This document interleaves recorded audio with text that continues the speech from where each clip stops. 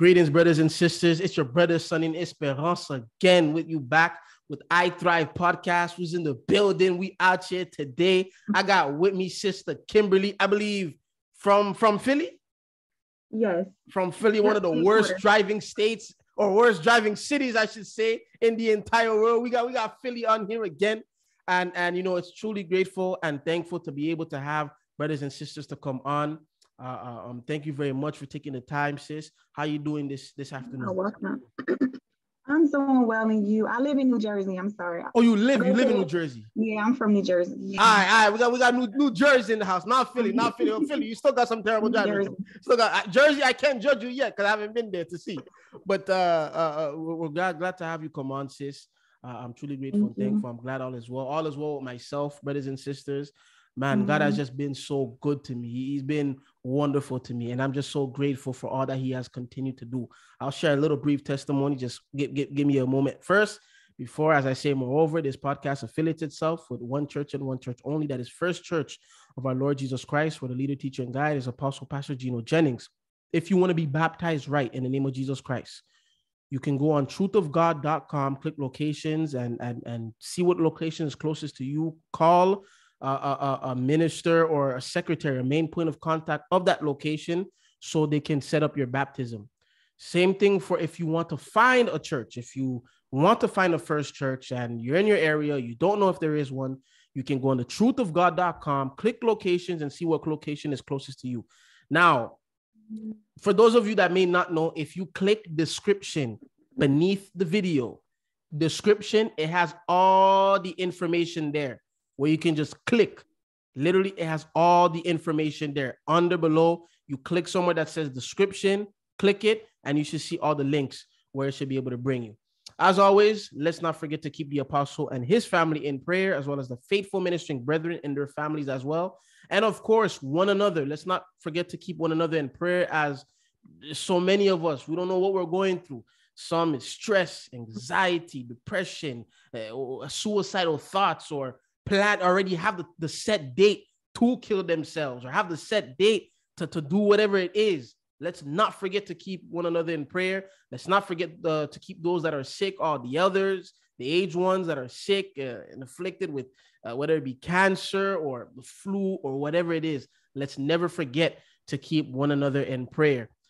Before I get to our sister Kimberly's testimony, I just wanted to share a little brief one for what God did for me just last week.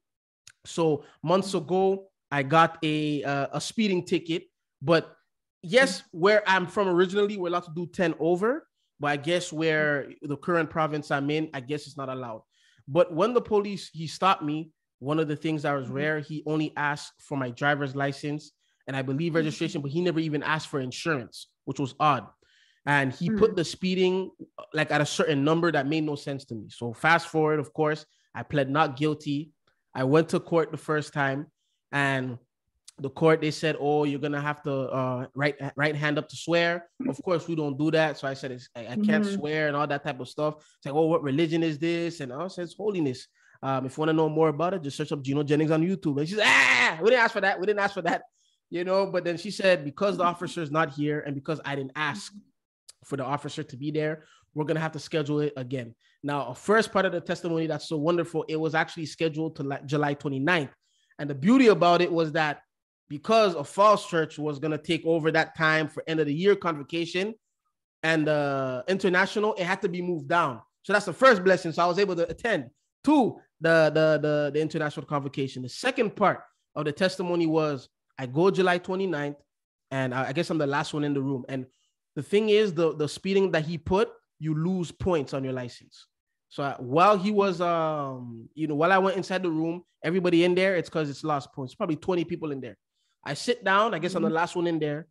The woman to my right, a Muslim woman to my right, she asked about her situation. The lawyer judge was like, oh, well, for your situation, you're going to be losing points regardless. There's nothing you can really do. So it's either that, you take this deal or you fight it. She chose to fight it.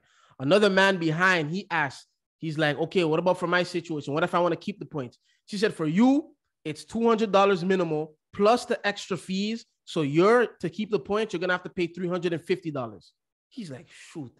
And then she got to myself. She said, okay, what's your name, sir? What's your last name? I said, Esperance. And she said, actually, for your situation, sir, it seemed like you requested for the officer to be here, but for your situation, for your case, it's actually as if it's not even there no more. I said, huh? She said, your ticket is completely cleared. You're not losing no points. You're actually free to go. Everybody in the room was like, oh. And then one woman to the right was like, oh my days, you're so lucky. In reality, something in me wanted to yell, no, I'm blessed. I'm just blessed. But you know, you got to keep yourself in the courthouse. And I went. So I just wanted to give God all the praise and thanks for getting that done, because for something to be done like that, it is very rare, especially in the province. I mean, Canadians know in Quebec, it's a very prejudiced province. So for that to happen, I give God the glory. I had to give it to him. You know, I had to give it to him. Now that's it for me. We're going to get to our sister, Kimberly Anderson, testimony of how God brought her out of the world and into the truth of God. So Sister Kimberly, how did God do it for yourself? So my testimony is I was raised in a Baptist church growing up, and I saw a lot of things go on in church that I had a lot of questions about. I was very young at the time, so, you know, I never went to the minister or talked to anybody about it. I just kind of kept the questions in my mind. Excuse me. So one day, we didn't have cable growing up at my mom's house, but my grandma had cable. So I was always at my grandma's house growing up. And one day, I'm flipping through her channels on the TV, and I see a man in a bow tie. And literally all the questions that I had in my mind about this Baptist church, and, you know, I basically had questions like, why is it so many different denominations? Why are they smoking cigarettes? Why are they fighting? And why is just all this stuff going on with churches that I really didn't understand?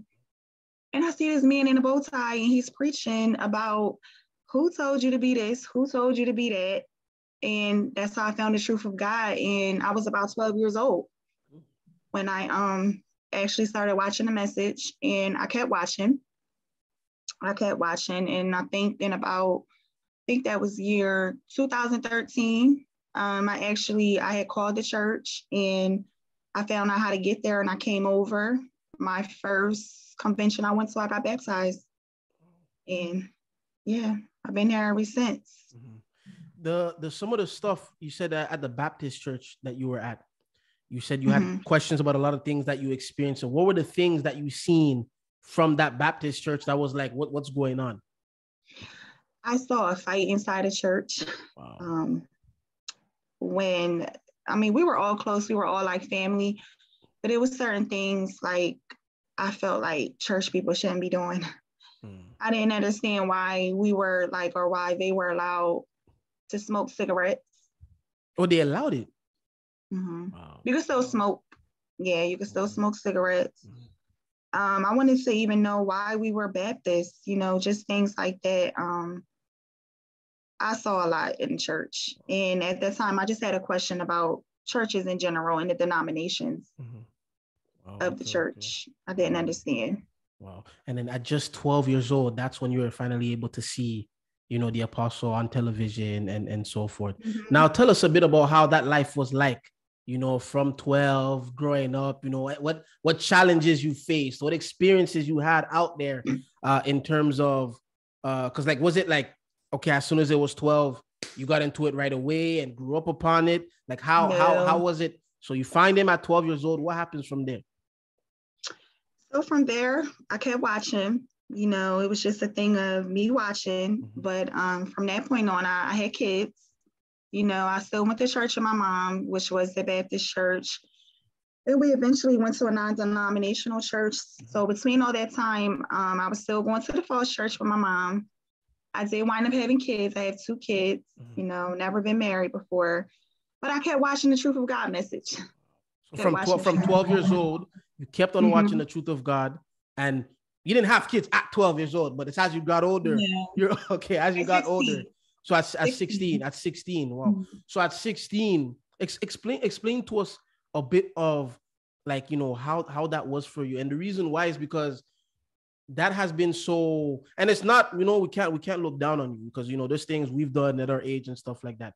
But it's because today it's so normal for it to happen to the point where me growing up, there was actually TV shows, 16 and Pregnant, Teen Moms. Now it's gotten so crazy that some 13 and Pregnant, but on YouTube, some of them are doing their own YouTube channels. Oh, hi, I told my mom I was pregnant at 13, 14. Like, as it's a game, like it's, you know, something normal and so forth. But explain to us in terms of, like, you know, if you can, of course, like how it got to there and what was that like? Because you obviously, you knew, okay, maybe what I'm doing, I shouldn't be doing it and so forth.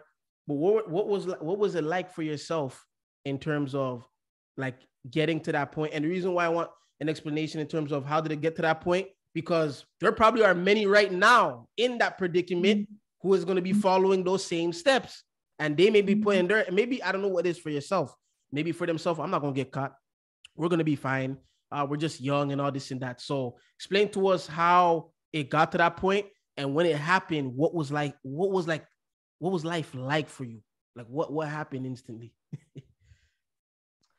Well, how it got to what point? Me having a baby, or while like this, pretty much what was going on before you know, like you got pregnant and so forth? Like, were you told, you know, stay away from him, you know, stop doing this and stuff? Oh no. So what was it like? No, so what happened was, I was going to the Falls Church, which was the Baptist church. So I had my dad around growing up, but my mom and my dad were divorced. So I didn't really have like a male figure too much in my life growing up. I never really had nobody, you know what, my grandmother did talk to me about certain things, but I didn't really have that male figure to talk to me about boys and about just different things like that.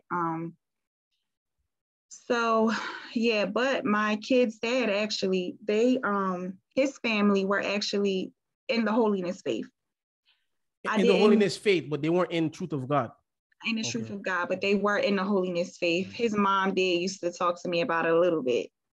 Like, Kim, you're gonna get pregnant or this and that. And I don't know, I wasn't conscious about it. Like, you know, I was young. And at the time I was actually an usher in my church. And I actually set myself down from ushering. Wow. I used to usher the choir to where the choir sat at in the choir section. And I set myself down. I didn't feel like it was right. Something inside me was like, you're pregnant. You shouldn't be ushering no choir up here. You're not married. You know, I set myself down. Church never talked to me about it. It wasn't discussed in church growing up.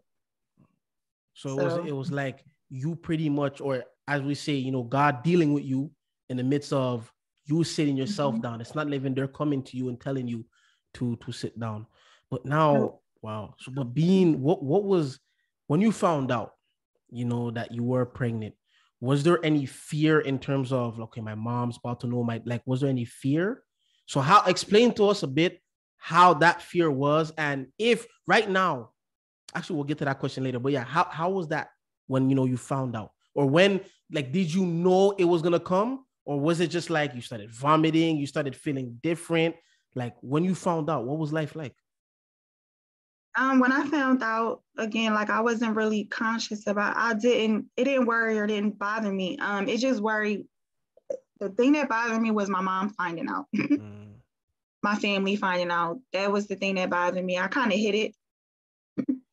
I hid it for like 3 months, but my mom didn't know, but my grandma knew.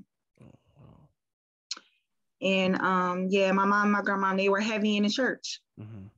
They were like deaconess in church.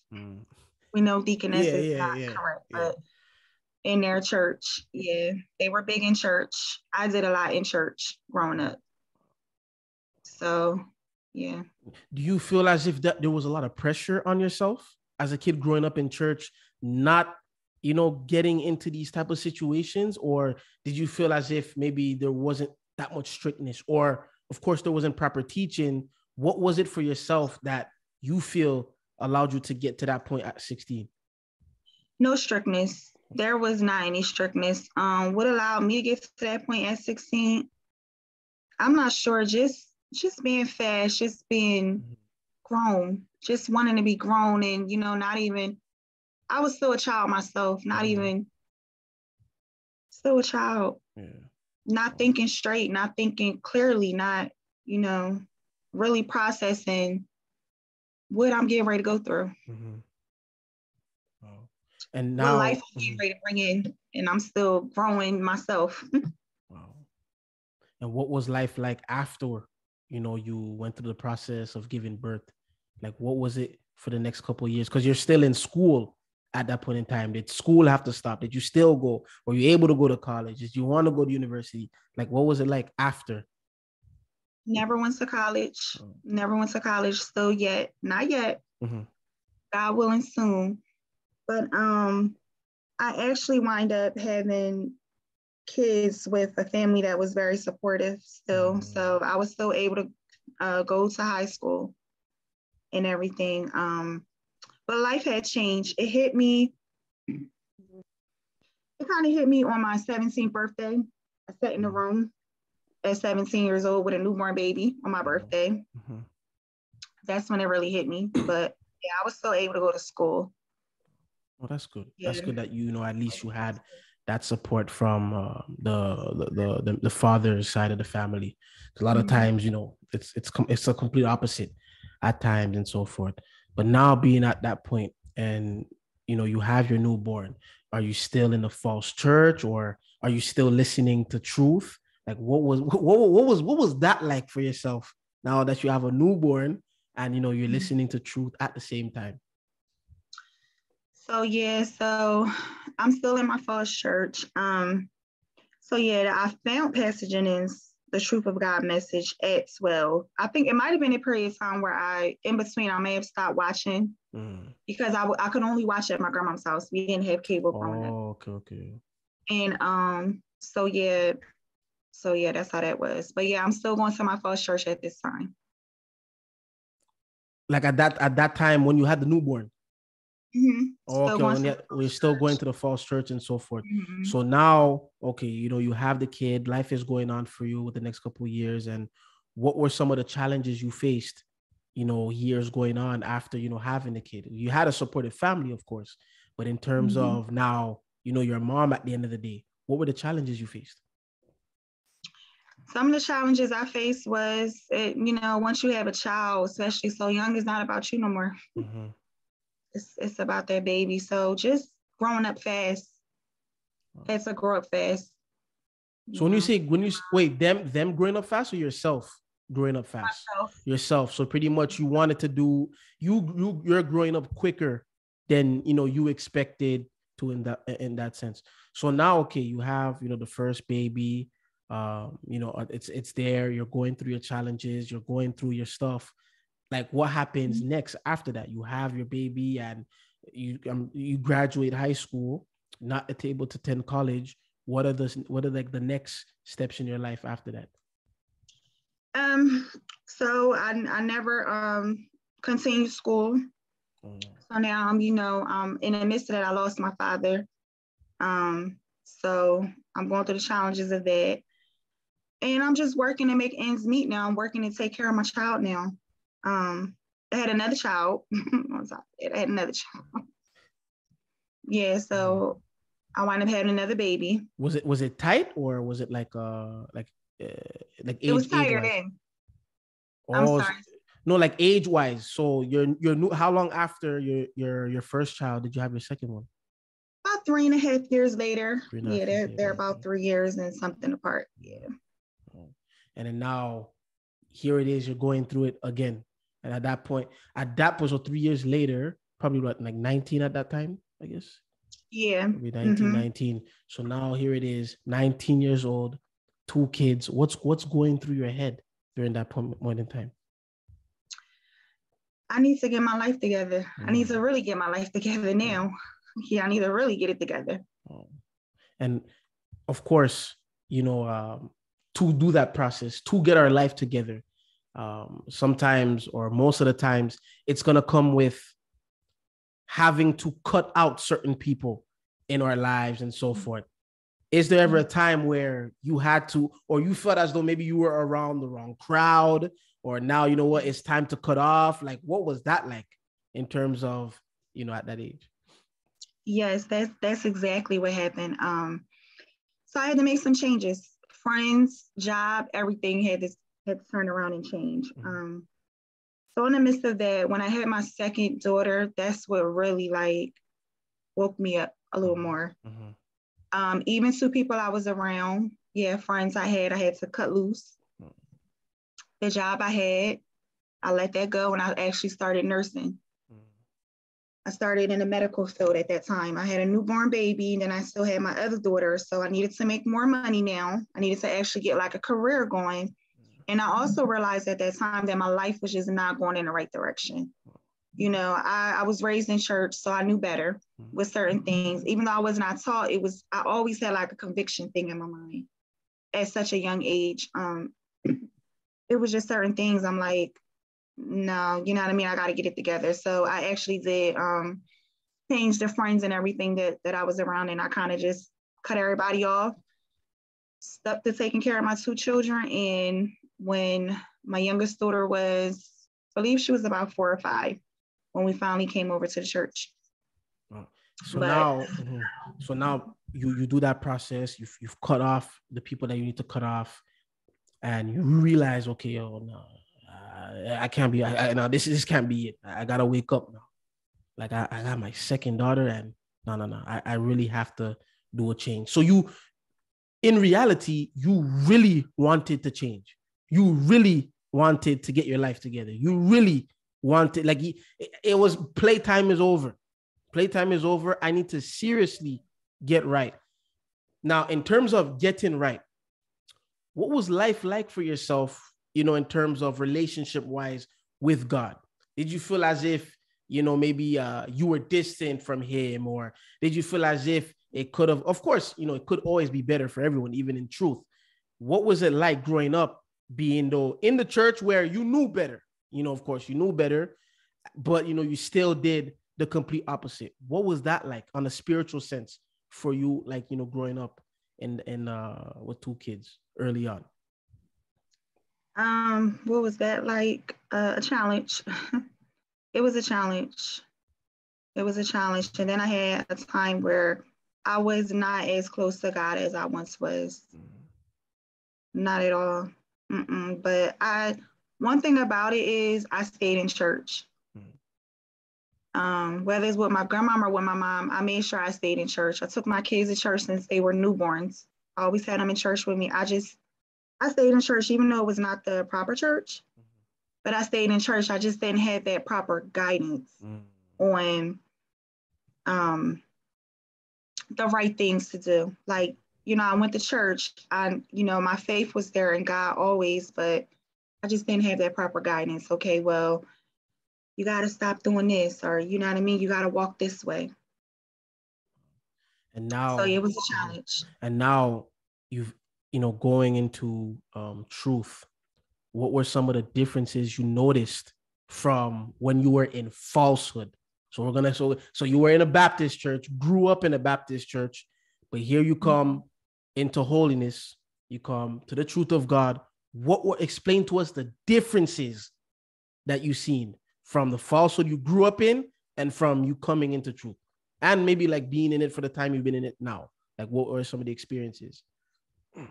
So from the Baptist church, I wind up going to a non-denominational church with my mom. Non-denominational church, yeah. Non-denominational church my mom started going to. So of course I followed my mom. And that is where I really was like, that's what really pushed me. It wasn't so much the Baptist church is when God started dealing with my mind about certain things at that young age. Like, I don't think these things are supposed to be going on in church. I think it's another way that we're supposed to be, but I just didn't know what way that was.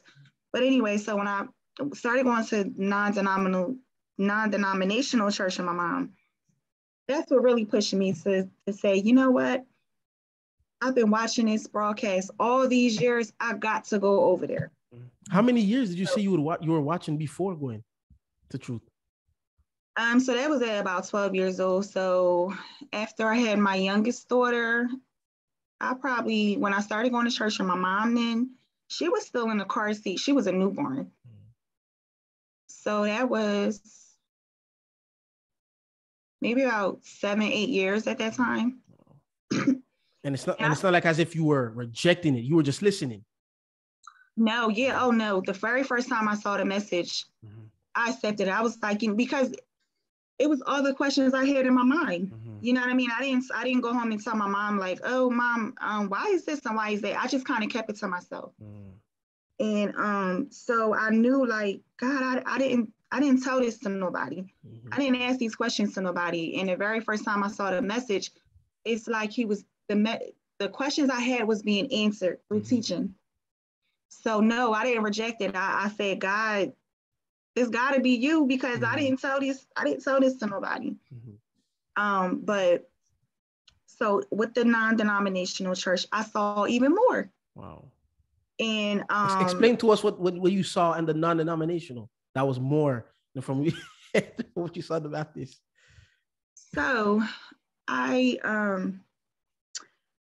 don't want to sound, I don't know, but I saw a lot of things with the women there that were like, I felt like they were very worldly.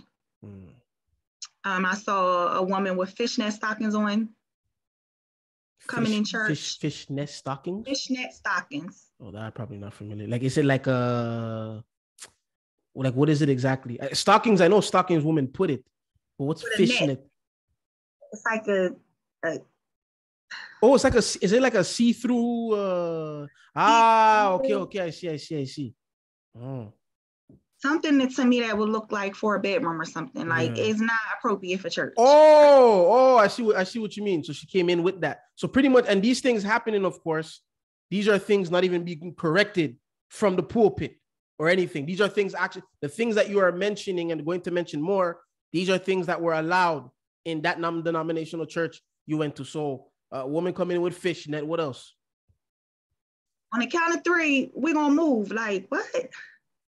I seen people throwing money on stage at the pastor, like when he preached, they're throwing money on stage, or not on the stage, but on like the little pulpit area. I just thought, I don't know, for some reason, just that's how my mind always, like I'm an observer. I observe a lot. So I just always been an observer. Even in church, I would sit there and I would sit back and I would look and I would say, I don't think this stuff supposed to be going on. But anyway, so I went to, they had a women's conference. It was called the Bad Women's Conference. The Bad Women's Conference? It was a women's conference for all the sisters. It was just for women. And it would be women preachers and things like that. But at that time, that didn't bother me because I didn't know women preaching was wrong at that time. Yeah, I would watch the telecast here and there. So at that time, I don't think I heard the message on women not being able to preach. I didn't know that at the time. So yeah, so that was the conference I went to, and that's where I really was like, because at that so what happened at that conference was they had some kind of like fashion show where the women were walking down in like stiletto heels, and it just looked very provocative to me. It didn't look like a way women should be dressed in church. And they were at the table like, I forget what it was that they were drinking, but I was at the table and I was just like, after that, I told my mom, I said, Mom, I don't want to go to this church no more.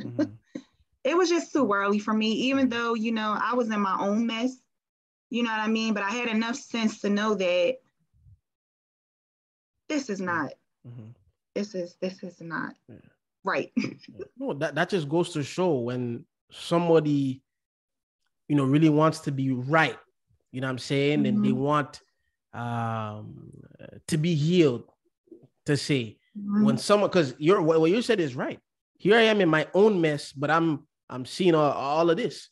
I'm supposed to be coming to get restored when I'm at this church. I'm supposed to be coming to get a sense of direction, a sense of, you know, left and right and left. But here it is. You're just coming in. It's more foolishness and more foolishness to the point where you're like, okay, this is it, Mom. I'm not going back to this church no more. I'm not going back. So when that point came, that's when you made the move to go to First Church? How was that? So it was more.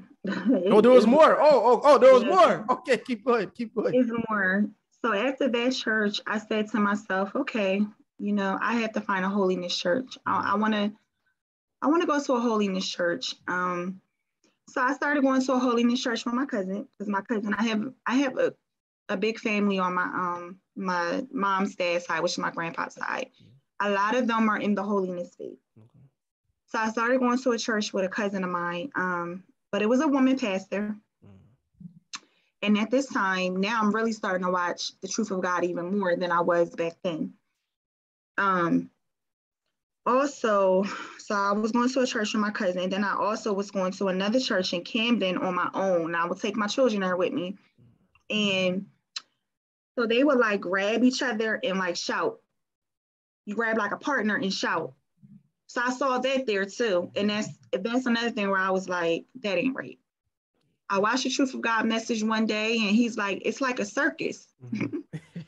And he was describing that, how you grab people and you shout. And I was like, oh my gosh, that's exactly what I see in the church.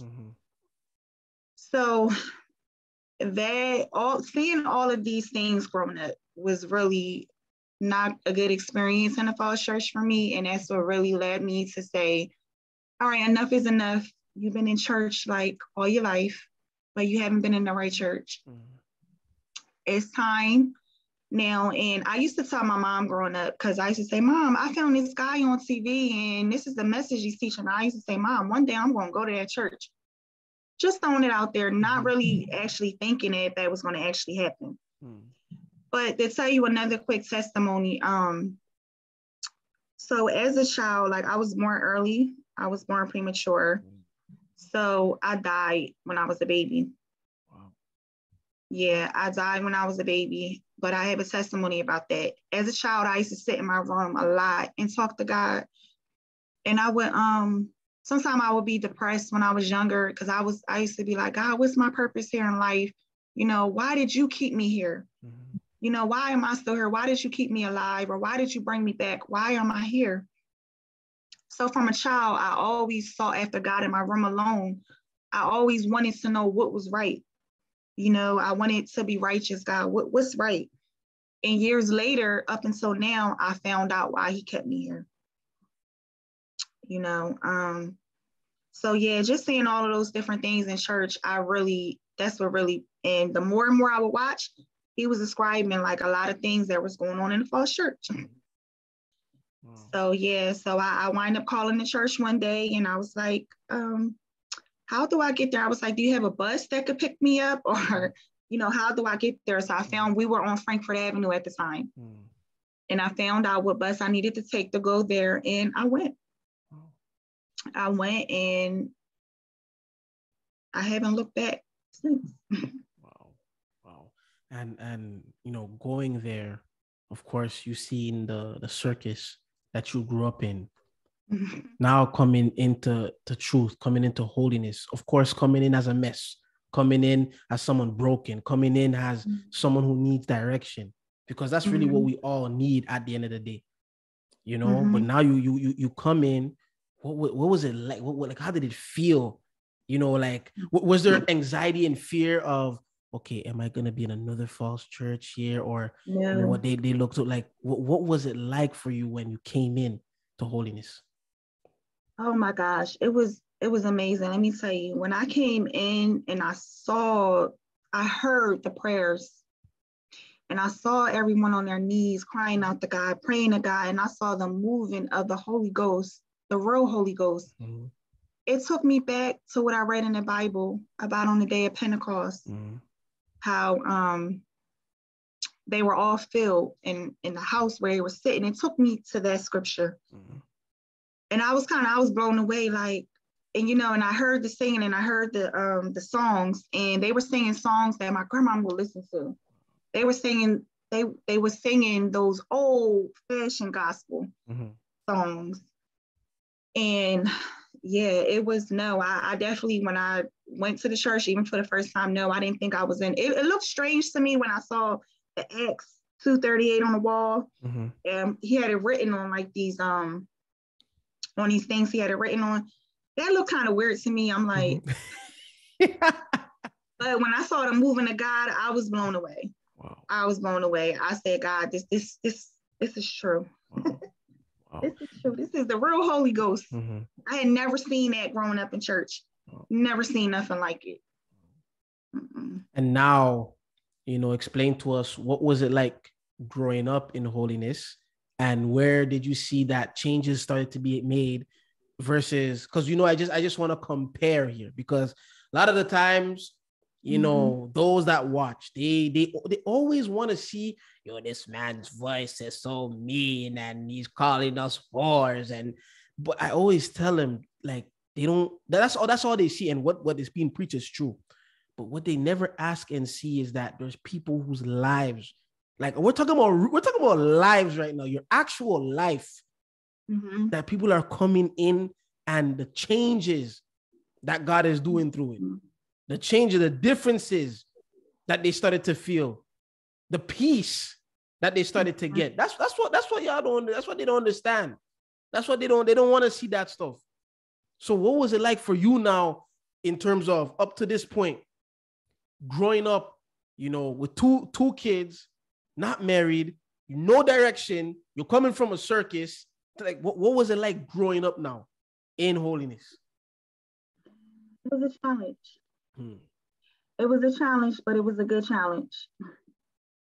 It was a good challenge. Now I had to actually strive to live right on God's terms. On God's terms, I had to actually strive to live right. I couldn't do my tattoos no more piercings, no more having children, without being married. No more straightening your hair. All of that had to change now. So I would say it was a challenge. It was definitely a challenge, but it all benefited me in a good way, in the long run, in a good way. And in terms of the dressing, was that a challenge for you as well? It was. It was. I think that was the hardest part, because I was used to going to work, and the biggest challenge for me was jewelry. That was the biggest challenge for me. I was the person who I woke up with my earrings on. Wow. I had to have earrings on. Yeah, I will wear a lot of bracelets. Everybody always said, I know when you come in because you always got, yeah, we can hear your bracelets. I wore he talks about the bird claws. That was me. I wore long nails. I wore big earrings. So the pants and stuff wasn't really, that was okay. But for me, the biggest thing was my jewelry. So jewelry part. Wow. Yeah, all of that had to change. I had to take that jewelry off. And of course, these are things now you have to do. It's not like where you're doing it because, someone's telling you to do it. You have to literally be convinced and pricked enough to take all of that stuff out, the jewelry and so forth. In terms of course, it was challenging and so forth. How long would you say it took until finally it came to the time where it's like, bro, this is it. I gotta stop. A year. 1 year. Wow. Yeah, a year, because I was baptized in, I think it was 2013. Was it 2013 or 2012? I want to say 2013. So I came and got baptized, but I wasn't ready yet. It's a difference between watching that telecast on TV and actually coming. You can hear the message. Yes. But actually coming, and now you gotta strive to obey what's being taught. Yeah. That was hard. Wow. And I was actually embarrassed. I was not ready. I was like, I don't want to, I felt like, I was so used to getting so much attention that I kind of felt embarrassed. And I got a lot of backlash from family, from friends. They told me I look old. I look like an old lady. Even to this day, my brother picks on me all the time. So it was, that was a challenge. Yeah, it wasn't easy. Well, challenges is going to be there, but of course, what you said and what you examined is exactly what holiness is. It was hard. I mean, why is it hard? Because you want to put this stuff on. I want to do this, but now I know I gotta. Your flesh wants to do it, but now I can't do it no more. I gotta strive in this holy way. Some of you may have to want. Oh, go ahead. You have something to say? Yeah, it's like you gotta get to the point where it's like you don't want the world no more. Mm-hmm. You don't want the world no more and what it has to offer, because it has a lot to offer. Mm-hmm. But you can't want it anymore. No, You can't want it anymore. And that's where the point was, where I actually came back. Took about a year, I believe, where I actually came and I had a made up mind that, God, I know I want to walk this way, but I need your help. You know, I need your help. So it took about a year. Yeah. It's as I say, that's holiness right there. It's very difficult. And the thing is, it's not like the challenges, it stops.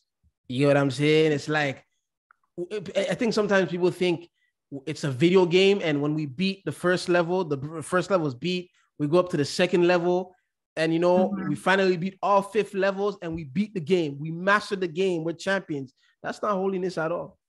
In fact, at that second chapter, there may be 4 or 5 things you're dealing with that you want to stop. The third one, 10 things now. And the one that you stopped, now is trying to creep back in. But as you stated, you have to no longer have the desire of the world no more. Mm-hmm. And I think that's going to be, but that's what that's a challenge for a lot of the people coming up in this generation, because this world, it has a whatever back then. Yeah, of course, it always had a lot, but today it's so much. It's so much, and it's like you always you ask yourself, man, if only I could have done this, if only I could have done that, which leads to my next question. Now, being in truth, being in holiness, growing up in it, getting the experience, getting the knowledge. And here's the thing, I think it's 2 daughters you have. Yeah. It's crazy how it's 2 daughters now. God bless you to have 2 daughters. So this question, you could actually literally answer it. What advice would you give to your younger self at that moment in time? Like right now, with the teaching you have now, what advice would you give that younger self? And of course, now the reason why I said you actually doing it, because here it is, God, allowed you to have 2 girls. So what advice would you give yourself? Take your time. Take your time. Take your time. Enjoy being 16. Enjoy being a child. Wait on God. Wait on God, which is now what I'm striving to do now. But yeah, take your time and wait on God. Don't do things your way. So pretty much enjoy being a 16-year-old. Wait on God. Don't try to do things your way. I believe that's all that we caught from it. And in terms of, giving that advice to that younger self and so forth, now we're pretty much, you could say that you're breaking a generational curse. I say people in holiness, if you're like the only one in your family, you're like a generational curse breaker. Usually people say it with money. I say it with holiness as well. Now that you have that implementation in terms of, now I'm in holiness, my daughter's growing up with it, and I can only want to give them the best of the best. If right now, a couple 15, 16-year-olds in holiness right now, if they were to tell you, well, sis, like, I get it, wait on God and all that stuff, but like, I'm just trying to have fun out here. Is this so bad? Is it so wrong for me to have fun? Am I not allowed to have fun? Like, I know what I'm doing. You understand? Come on, sis.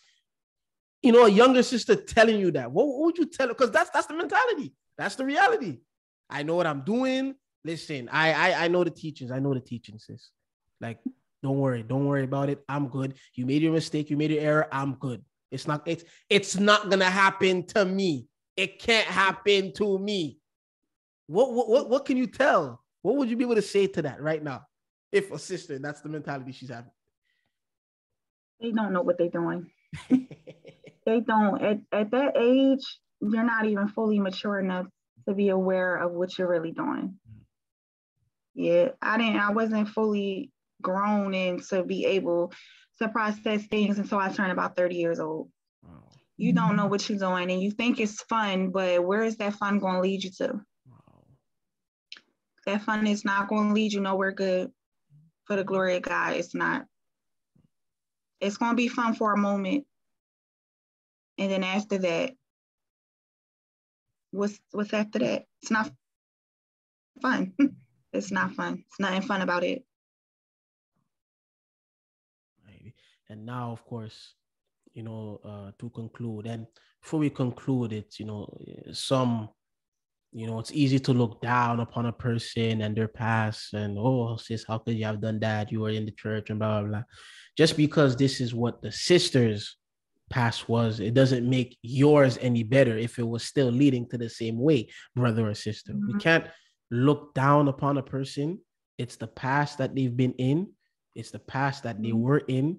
And all we can simply do is give God thanks that now they're in holiness. Now they're able to she's able to put her daughter into something where this is the right thing you're in. This is the right way to be in.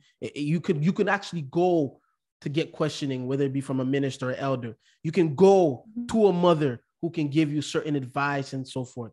So it's really, I thank God, that you came into truth, and now that, being in truth, you've learned about your experiences, of course, being in the circus and being all that's what you're in and going through of all that you went through. Because I know in America, especially, it's a very common thing. Like, it's not a surprise no more to be 16 and pregnant. It's like, oh, who did it happen to this time? Oh, big whoop, drink water. It's a very common thing, but we give God thanks, in terms of, and here it is going way, before that, here it is, you died, as a baby, you died, so God clearly wanted you here for a reason. And it's not for any of our glory, but it's simply for his. So this leads to to live for him now. And leads to the question to conclude. When you reflect and you look back on all that you've been through, all that, you have gone through and all that God has brought you out of, and now, going through all that to, even have the opportunity to be in truth and make it back with him. How grateful are you to God for Apostle Gino Jennings? I'm very, very grateful for Pastor Jennings. I'm very grateful. I can't even imagine what my life would be like now if it wasn't for the teachings, because I didn't have the direction growing up. I didn't have nobody to tell me right from wrong as far as how to be a woman, how to be a young lady, how to conduct myself as a young lady. I didn't have that growing up. So more and more when I hear the teaching and I listen, and I thank God for his spirit, it just teaches me more and more how to be now. And I'm very grateful for that, because I didn't have that growing up, but now I have it. Thanks be to God. He allowed me to hear the message and strive to obey it. So I'm very grateful, because you don't hear this teaching in those churches. You don't hear it.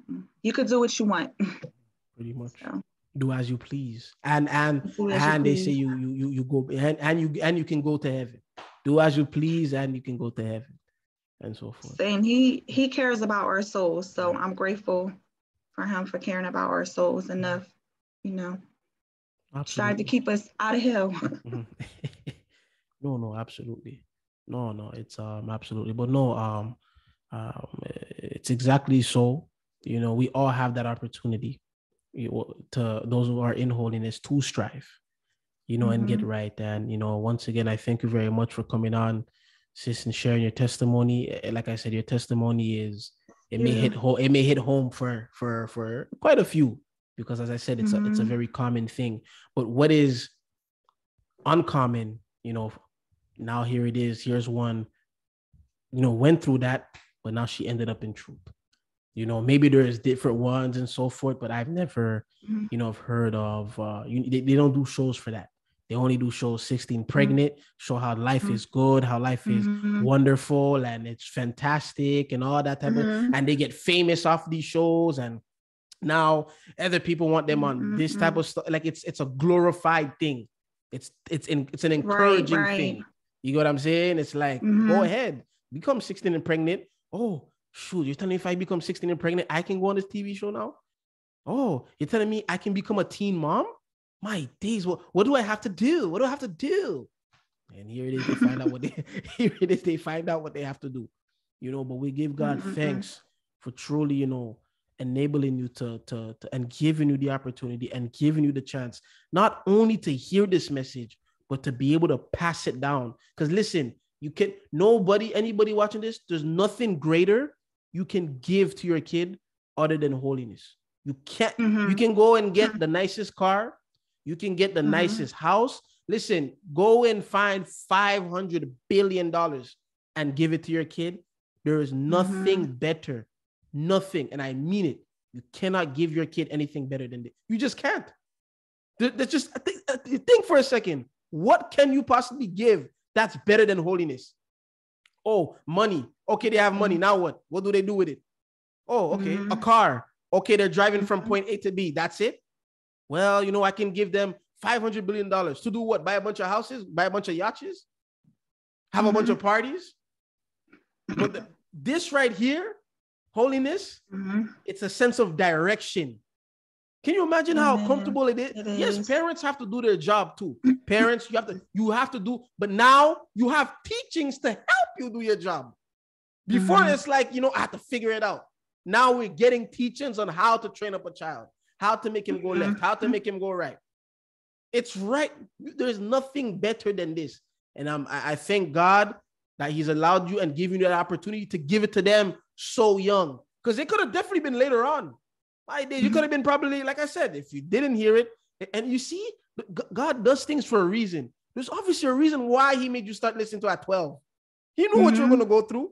He knew the circus, but he had something ready for you after the playtime. After, when kids go to a park, there's always something waiting for them at home, whether it be dinner or a beating or something, but there's something waiting, but because God knew you were going to go through the circus and all that stuff. And here it is the whole time. He had holiness prepared for you, not just for you, but something you could even give to your kids as well. For my kids. Yeah. Now my family and your family as well, so, but it's a beautiful thing, sis. I thank God once again for giving you this opportunity. And I thank God for you for coming on the podcast and sharing your testimony. Of course, it takes courage. I know a lot are nervous and so forth, but it's your testimony, and your testimony, it helps others, because your testimony, I know this. It's what someone is going through, right? It's what's a girl probably gonna watch this. Shoot, bro. Probably 7 months pregnant, 16. Man. You understand? So I thank God for y'all coming on and sharing your testimony, because it really does help. It really, really, really, really, really does help. So, Amen. but no, that concludes today's episode of the Thrive Podcast. Thank you all very much for coming on. Once again, don't forget to like, share, subscribe, all that stuff. And yes, like I said, the link to everything, you click the description, you should see the links to everything, my email and all, how to reach out to me and all that wonderful stuff.